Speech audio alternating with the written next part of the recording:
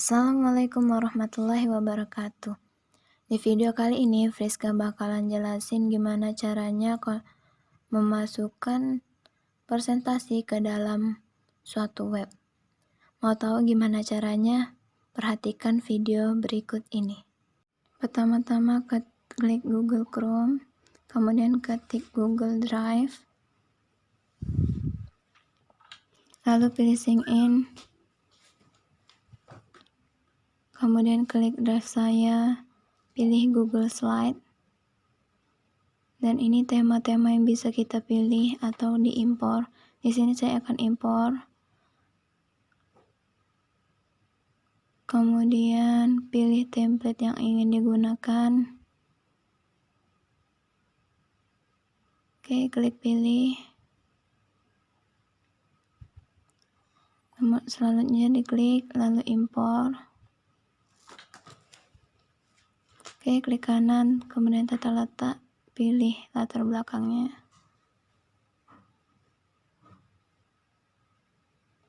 Oke, di sini kita bisa bikin teksnya.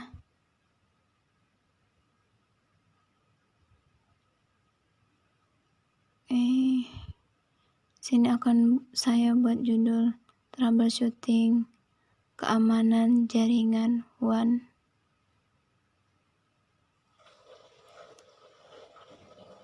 Ini nanti bisa diedit sesuai dengan fitur yang ada di atas.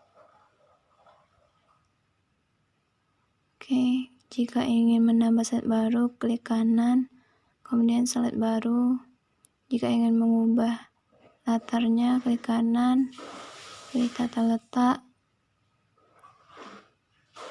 dan selesai. Dan untuk memasukkan presentasinya ke web, klik Google Chrome, kemudian ketik blogger.com, kemudian pilih sign in,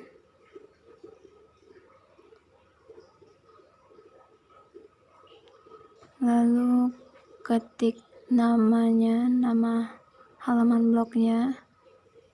Ini saya menggunakan Friska Puspita S.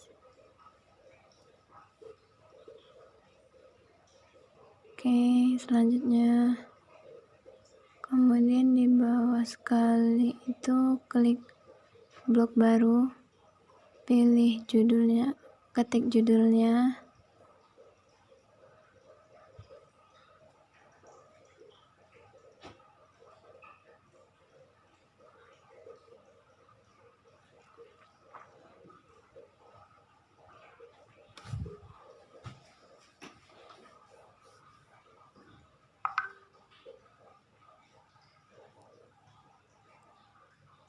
Kemudian isi alamatnya. Sini saya menggunakan Friska Puspita S blogspot.com.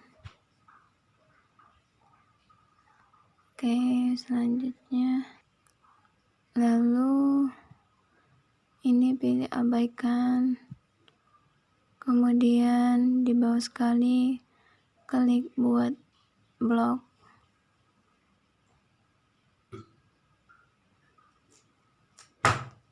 Kemudian ketik kata-kata yang ingin dimasukkan ke dalam blog yang Anda buat. Sini saya memasukkan nama, kelas, dan judul dari presentasi saya. Oke, selanjutnya tambahkan linknya.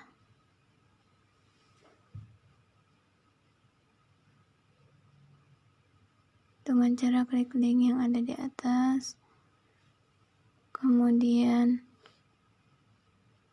masukkan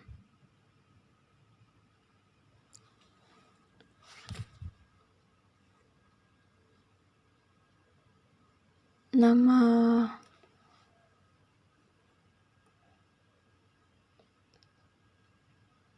masukkan judul dari presentasi tadi.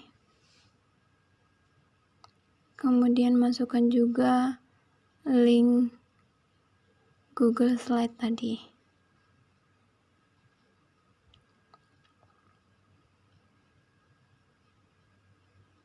Selanjutnya klik OK. Jika sudah dipublish, kemudian kita cari web yang kita buat tadi. Sudah bisa diakses atau belum?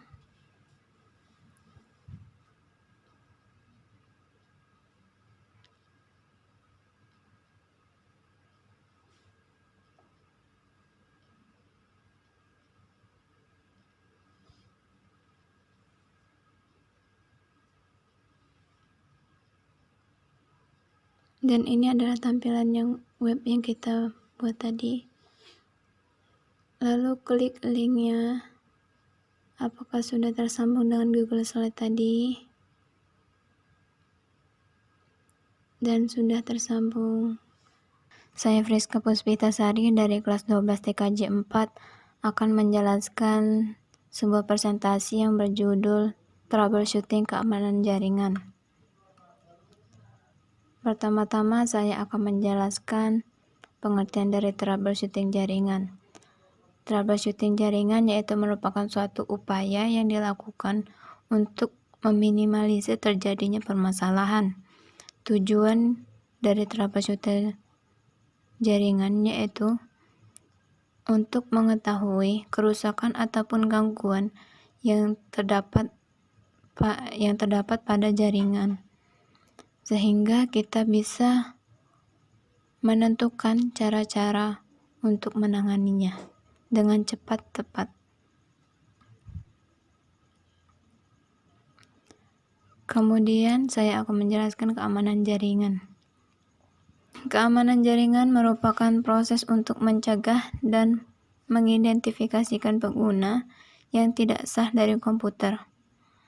Maksudnya yaitu bertugas sebagai mengamankan jaringan dari berbagai penyusup untuk mengakses jaringan yang kita buat. Di sini saya akan membahas mengenai bagaimana jaringan ideal, apa saja permasalahan yang terjadi pada pembuatan jaringan WAN, apa saja dan bagaimana solusi yang dapat dilakukan untuk mengatasi permasalahan cepat, tepat, dan akurat. Adapun alat-alat dan bahan yang diperlukan yaitu laptop, router, kabel LAN, crimping, konektor RJ45, koneksi internet, access point, kabel tester, dan switch. Pada jaringan ini saya menggunakan topologi seperti yang ada di gambar berikut, yaitu di mana internet akan dikelola atau diakses oleh router, yang kemudian akan di-routing, yang nantinya akan dibagi kepada klien melalui dua cara, yaitu yang pertama secara menggunakan jaringan kabel, yang kedua melalui jaringan wireless, di mana pada router tersebut juga saya mengkonfigurasikan berbagai pengamanan sehingga klien dapat mengakses internet dengan aman. Adapun keamanan yang saya routing pada router tersebut yaitu seperti firewall, di mana dengan adanya firewall tersebut dapat melindungi klien dari berbagai hal yang mengancam keamanan jaringan ataupun yang mengancam keamanan dalam mengakses data pribadi klien. Kemudian terdapat proses perakitan, di mana di sini saya menggunakan alat, bahan, dan spesifikasi yang standar, yaitu dengan prosesor Core i3, RAM minimal 2 GB, hard disk 500, dan VGA 2 GB, dengan monitor 16 inch. Dan di sini juga saya menggunakan Windows 7. Mengapa saya menggunakan Windows 7? Yaitu karena Windows 7 selain dalam penginstalannya lebih mudah dan juga cepat. Windows 7 juga lebih friendly atau mudah digunakan bagi pengguna yang baru menggunakan laptop ataupun PC. Ada beberapa cara untuk mengakses mikrotik. Yang pertama yaitu menggunakan SSH, yang kedua menggunakan telnet, yang ketiga menggunakan web browser, yang keempat menggunakan Winbox. Adapun beberapa konfigurasi yang saya lakukan pada mikrotik, yang saya gunakan pada mikrotik. Yang pertama yaitu membuat IP untuk klien dan internet. IP internet yaitu IP yang didapat dari internet tadi dimasukkan ke mikrotik, sedangkan IP klien yaitu IP yang kita buat untuk kliennya nanti. Kemudian konfigurasi IP root. Fungsi konfigurasi IP root yaitu untuk menghubungkan IP klien dengan internet sehingga klien bisa mengakses internet dengan baik.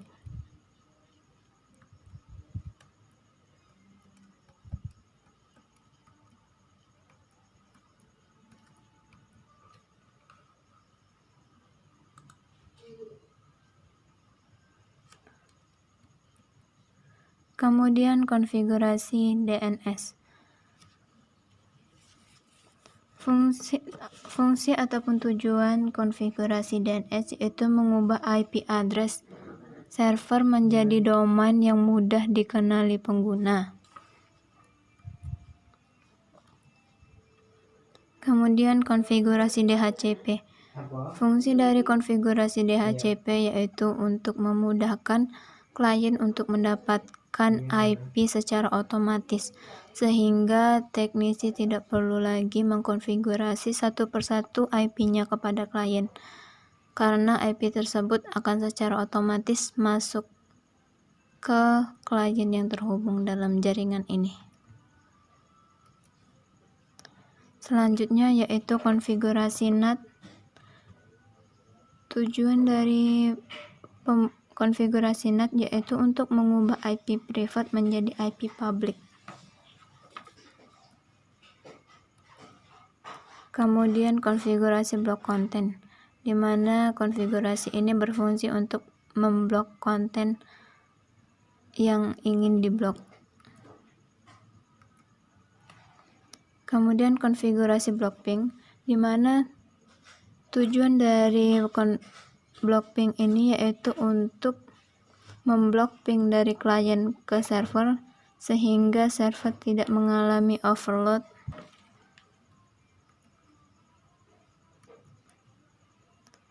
Selanjutnya yaitu konfigurasi blok MP4.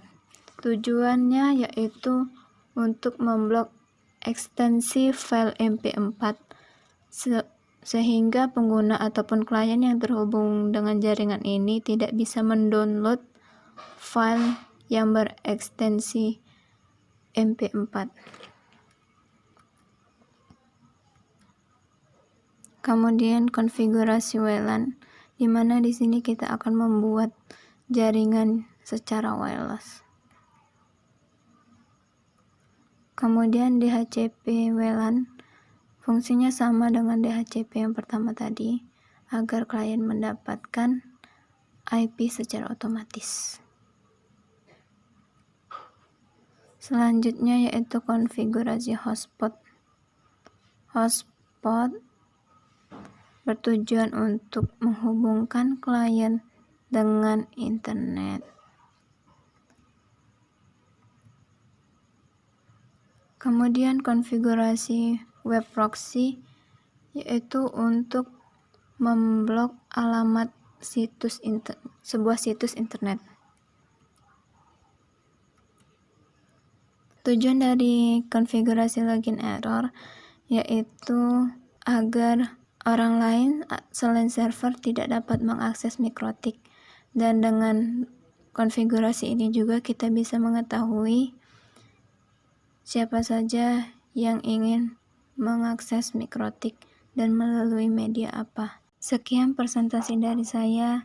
Lebih dan kurangnya saya mohon maaf. Terima kasih sudah menonton video ini. Semoga bermanfaat untuk kalian. Wassalamualaikum warahmatullahi wabarakatuh.